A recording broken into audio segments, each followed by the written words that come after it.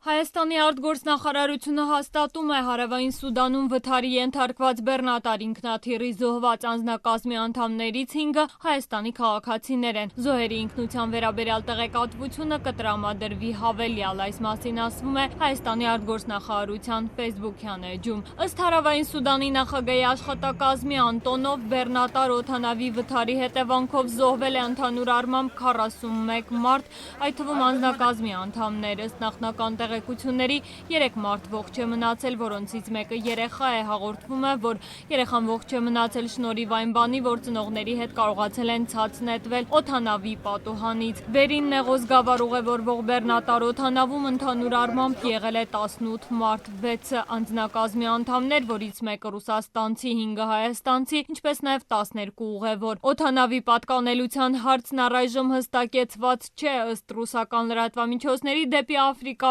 բեռնափոխադրումներ իրականացնող ռուսաստանյան ընկերությունները չեն հաստատում, որ Հարավային Սուդանում վթարի ենթարկված օդանավը պատկանում է որևէ ռուսական փոխադրողի։ BBC-ն էլ հաղորդում է, որ կործանված AN-12 բեռնատար ինքնաթիռը պատկանում է տաջիկական Asia Airways ընկերությանը։ Այս տեղեկատվությունը պաշտոնապես առայժմ չի հաստատվել։ ՏԱՍՍ գործակալության տվյալներով վթարի ենթարկված օդանավը շահագործվում է 1971 թվականից։ Reuters-ի փոխանցմամբ Ջուբայի օդանավակայանից թռչելուց կարճ ժամանակ անց ինքնաթիռը վայր է ընկել հարավային Սպիտակ Նեղուզ գետի ափին։ Ըստ ականատեսների ինքնաթիռը կործանվել է օդանավակայանից մոտ 800 մետր հեռավորության վրա։ Մասնագետները վթարի հնարավոր պատճառներ են մատնանշում։ Հարավային Սուդանի քաղաքացիական ավիացիայի վարչության փորձագետների կարծիքով վթարի պատճառը կամ տեխնիկական անսարքություններ, կամ գերբեռնվածությունը։